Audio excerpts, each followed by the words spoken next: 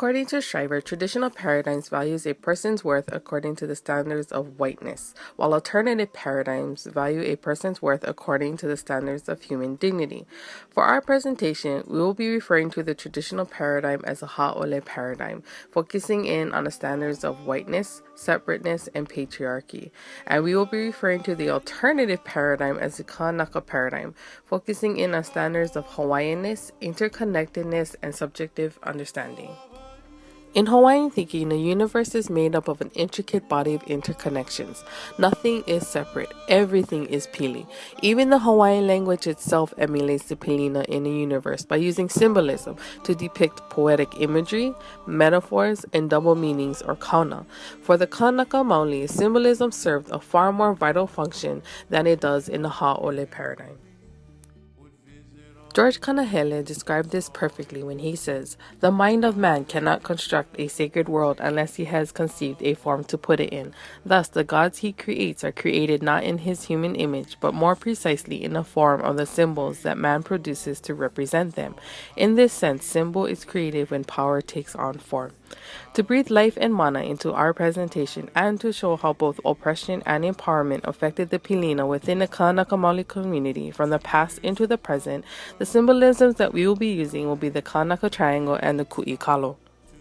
Since the mo'olelo of Haloa is also known as the mo'olelo of the Kalo, we only saw it fitting to use the Ku'i Kalo concept. There are three main parts to the Ku'i Kalo: the Papa Ku'i'ai, the Pa'i'ai, and the Pohaku Ku'i'ai.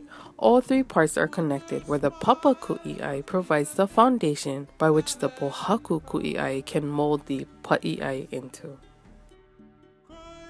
In the Kanaka paradigm, the Papa Ku'i'ai is symbolic of the Kaia'ulu and the Ahupua'a system. The Pa'i'ai is symbolic of the Kanaka Maoli and the Ohana, while the Pohaku Ku'i'ai is symbolic of the mana that is put into the Pa'i'ai. We then want to extend out the symbolism to the hand that is holding the Pohaku Ku'i'ai, or the mana, to that of the Akua and the Ali'i.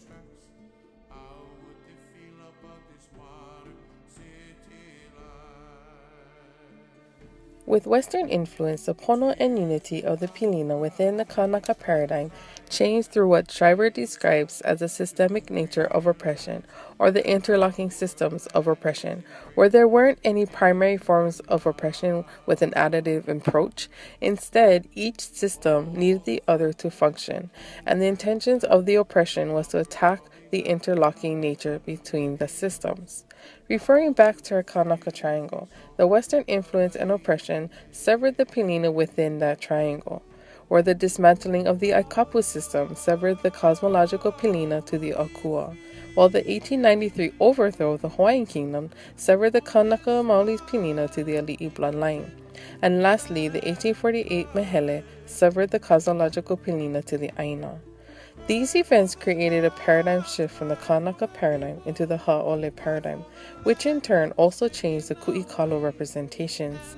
The Papa Ku'i'ai became symbolic of the institutionalized Western realm, and the hand holding the Pohaku Ku'i'ai became America. Consequently, the Pa'i'ai, or the Kanaka Maoli, and Ohana were affected by the mana that was transferred into them by the Ha'ole paradigm.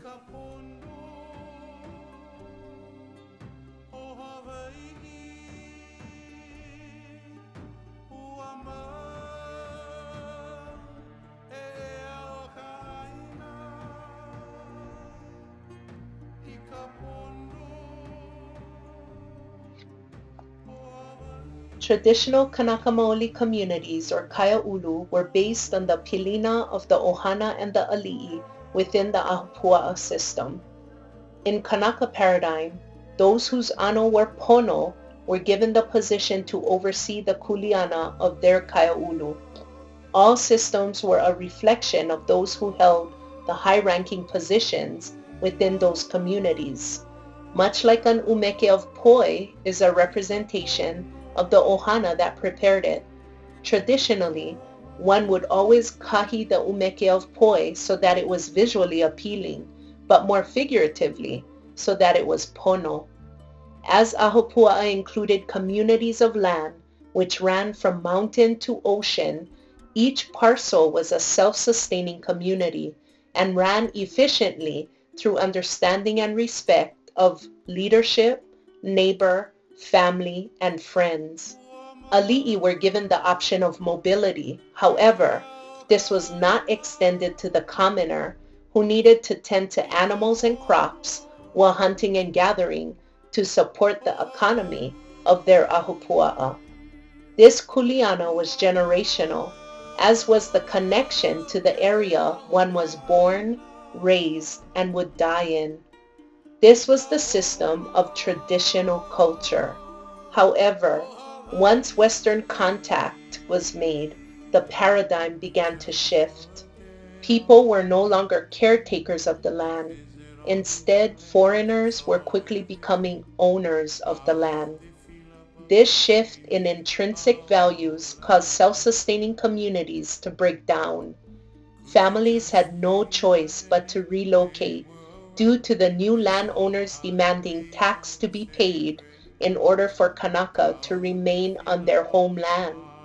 Others were simply told to leave in order to make way for massive crop fields. As a result of foreign impacts, the breakdown of traditional communities would start a ripple effect that would lead to devastating consequences for Kanaka Maoli, such as changes within Ohana structure and values as our people strive to hold on to a diminishing culture and language. While witnessing this decline and depressive state, also referred to as Kaumaha syndrome, the Ali'i made attempts to maintain the stability of the people and their kaia'ulu by establishing trust that would afford their people hope and perseverance. Today, Kanaka Maoli have adapted, not always by choice, but by necessity, in order to survive and prosper. The legacy left by our ali'i still exists and continues to enrich the lives and futures of our people. In addition to these trusts, there are agencies and organizations funded by state, such as the Office of Hawaiian Affairs, as well as the federal government, such as Alulike, which profess to assist the indigenous population. In present-day Kaia'ulu, the desire to return to traditional values has taken root and grows in the language, education, and kuleana of the people.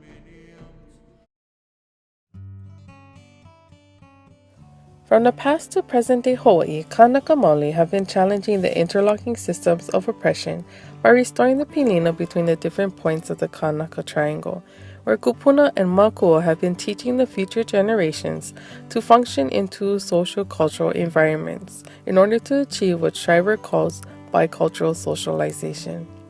Moana has already given an example of how Kanaka Maoli have been achieving bicultural socialization to empower themselves within the Kaia'ulu.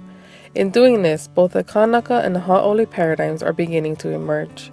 Kanaka Maoli have begun to integrate culturally based practices with Western systemic ways of operation as they try to empower themselves and improve their situations by increasing their personal, interpersonal, educational, and political power. Ever since contact with the outside world, the Hawaiian Kingdom empowered themselves in international law and judicial processes. According to Shriver, empowerment is the process through which people gains their power and resources necessary to shape their world and reach their full human potential. The Hawaiian Kingdom did this by understanding the new concept of the patriarchy, rules of law, also defined by Shriver as the rule of the father. Politically, by the time of January 16, 1893, the Hawaiian Kingdom at the time was a full functional nation. It was internationally recognized, it was a family member of nations, it was actively involved in trade and commerce, it had over 90 consulates around the world with ambassadors and ministers at each of its consulates. On January 17, 1893 is the beginning of where the oppression and kaumaha begins for the Kanaka Maoli. On that morning, American troops were landed under the assumption that American lives were in jeopardy. They were really landed for the protection of these self-proclaimed individuals calling themselves the Committee of Safety. This committee was specifically comprised of 6 Hawaiian subjects who were not of native blood, 1 German national, a British national, and 5 American citizens, for a total of 13 people. They decided to commit the crime of treason by declaring that the provisional government existed and that the United States government was going to recognize them. They conspired with Minister Stevens, the ambassador assigned to the Hawaiian Islands, and had him land U.S. Marine and Navy troops to protect their proclamation. For the fact that they will be overthrowing the Hawaiian kingdom, these individuals made a proclamation claiming that they were the provisional government and were taking over the Hawaiian constitutional government.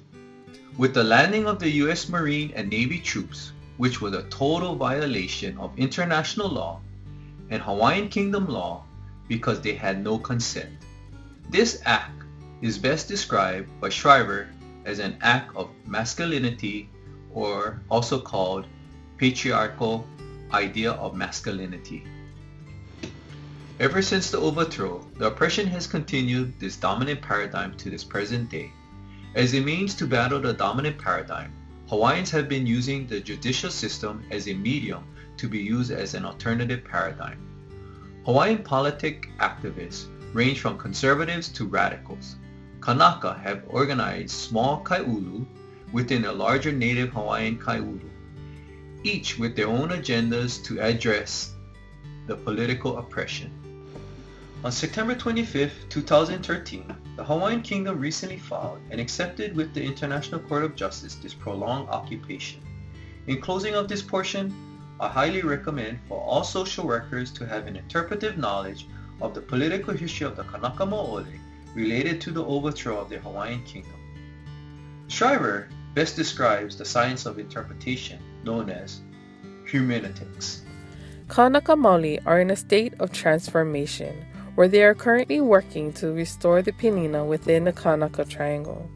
They are doing this by taking back that pohaku ku'i'ai, and also by carving for themselves a stronger papa ku'i'ai that will entail all that is pono within a Kanaka Maoli kaia'ulu.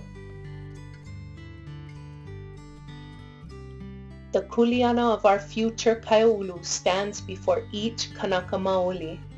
Will the legacy of our ali'i continue to support and nurture us? Will state and federal agencies truly have our best interests at heart if Kanaka Maoli chooses self-determination? Can we find a way to exist with one foot in Western culture and the other in tradition? The choice lies with each individual. There are many choices ahead, but one must learn from the past in order to move forward. I ka wā mamua, ka wā mahope. In the past lies the future.